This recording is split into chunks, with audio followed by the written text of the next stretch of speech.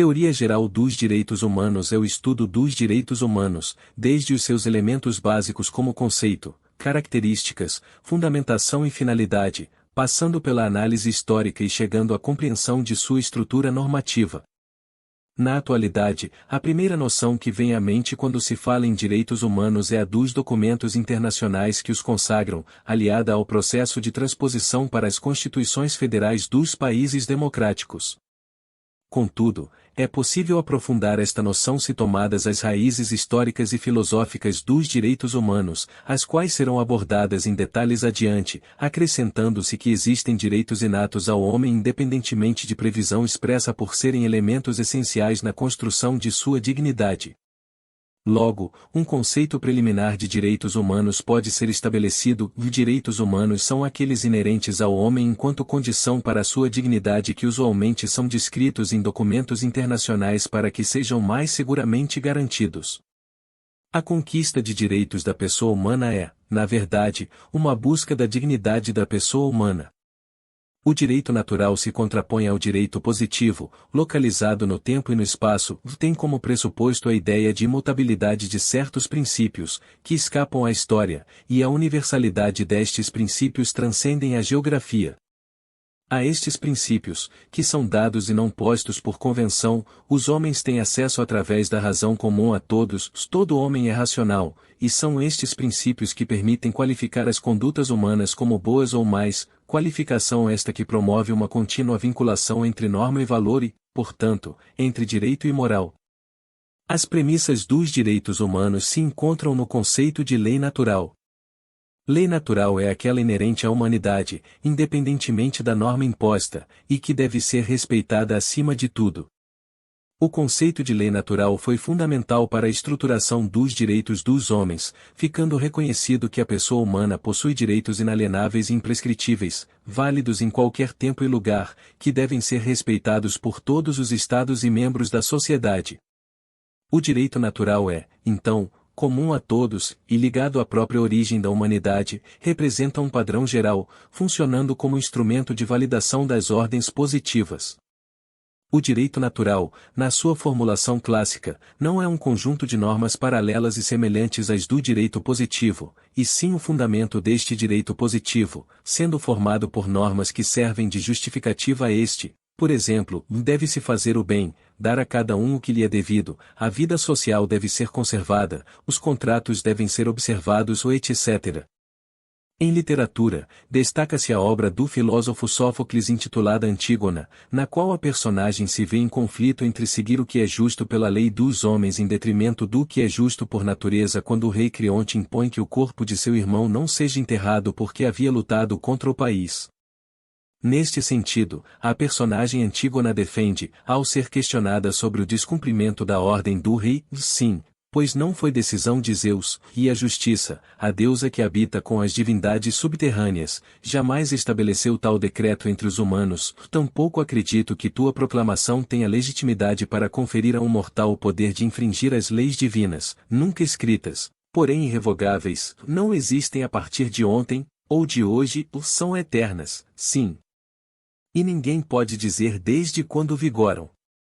Decretos como o que proclamaste, eu, que não temo o poder de homem algum, posso violar sem merecer a punição dos deuses. O desrespeito às normas de direito natural, e por que não dizer de direitos humanos, leva à invalidade da norma que assim o preveja, se exemplo, vai autorizar a tortura para fins de investigação penal e processual penal não é simplesmente inconstitucional, é mais que isso. Por ser inválida perante a ordem internacional de garantia de direitos naturais, humanos, uma norma que contraria a dignidade inerente ao homem sob o aspecto da preservação de sua vida e integridade física e moral. Enfim, quando questões inerentes ao direito natural passam a ser colocadas em textos expressos tem-se a formação de um conceito contemporâneo de direitos humanos. Entre outros documentos a partir dos quais tal concepção começou a ganhar forma, destacam-se, a Magna Carta de 1215, Bill of Rights ao final do século XVII e Constituições da Revolução Francesa de 1789 e Americana de 1787. No entanto, o documento que constitui o marco mais significativo para a formação de uma concepção contemporânea de direitos humanos é a Declaração Universal de Direitos Humanos de 1948. Após ela, muitos outros documentos relevantes surgiram, como o Pacto Internacional de Direitos Civis e Políticos e Pacto Internacional de Direitos Humanos, Sociais e Culturais, ambos de 1966, além da Convenção Interamericana de Direitos Humanos, Pacto de São José da Costa Rica, de 1969, entre outros.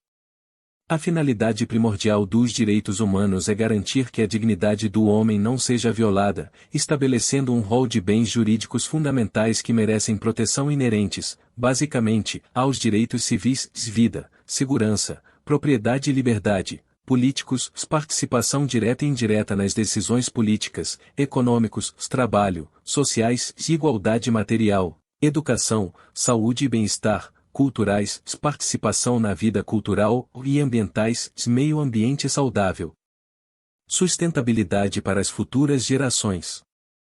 Percebe-se uma proximidade entre os direitos humanos e os direitos fundamentais do homem, o que ocorre porque o valor da pessoa humana na qualidade de valor fonte da ordem de vida em sociedade fica expresso juridicamente nestes direitos fundamentais do homem.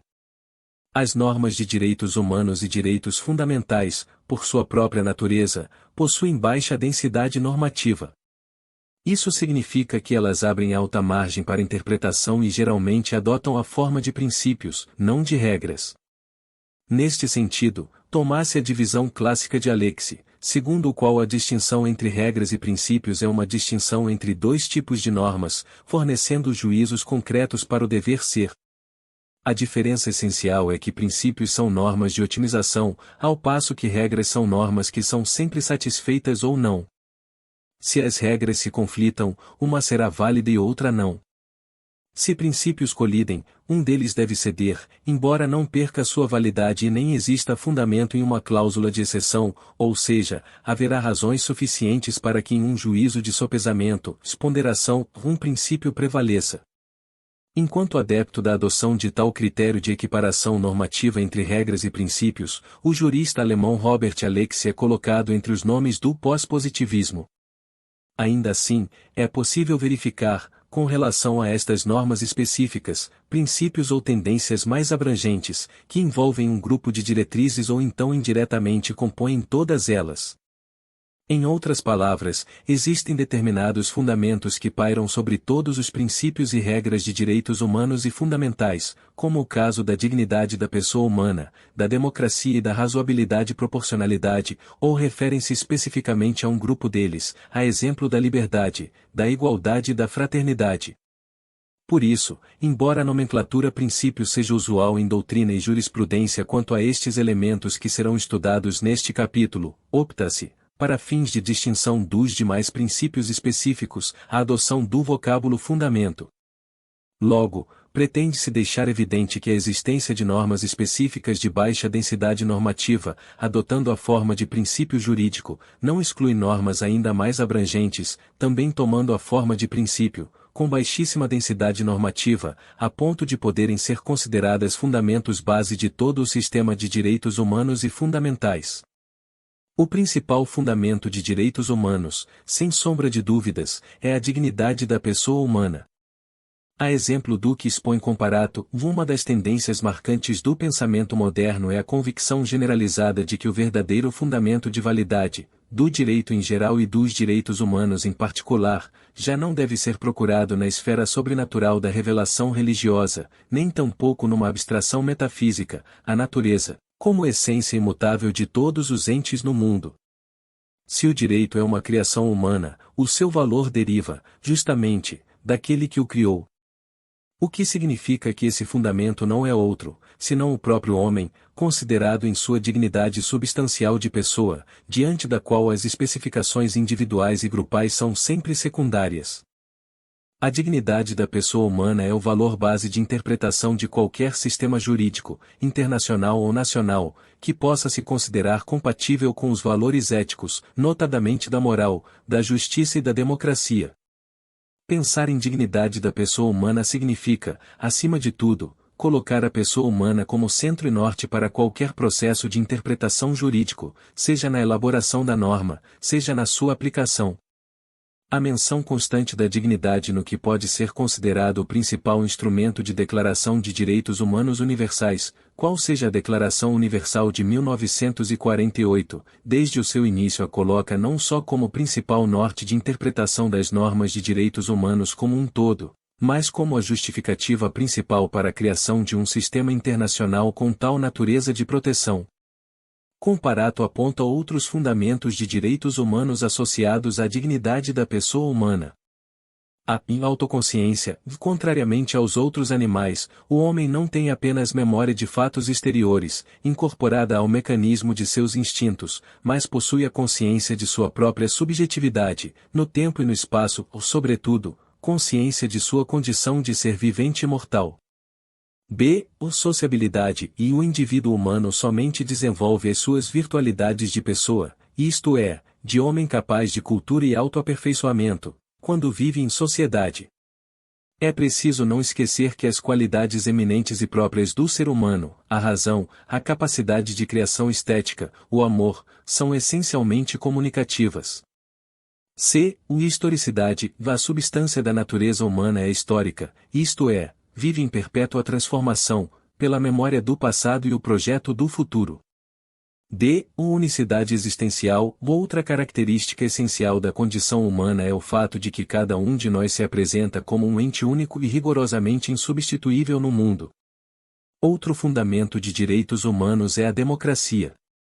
A adoção da forma democrática de Estado aparece como fundamento dos direitos humanos por ser um pressuposto para que eles possam ser adequadamente exercidos. Em outras palavras, fora de um Estado democrático, não há possibilidade de exercício pleno de nenhuma das dimensões de direito, a liberdade fica tolhida pela censura, os direitos políticos pelo impedimento da participação popular, os direitos econômicos, sociais e culturais pela manipulação de recursos ao que é conveniente ao governo antidemocrático e não ao interesse coletivo, os direitos de solidariedade pela impossibilidade de criação de consciência coletiva sem o exercício e a efetivação dos direitos individuais. Na Declaração de 1948, o conceito de democracia aparece associado adequadamente ao pressuposto de um Estado de direito que propicie e assegure todos os direitos humanos e fundamentais. Pode-se afirmar que o centro das três primeiras dimensões de direitos humanos consagrados também constituem fundamentos de direitos humanos, quais sejam liberdade, igualdade e fraternidade. Como se depreende do Sistema Internacional de Proteção de Direitos Humanos, tais fundamentos lançam base para a declaração de inúmeros direitos humanos, servindo de viés para a leitura de todos eles. Assim, são mais do que princípios e sim verdadeiros nortes para a proteção internacional dos direitos humanos.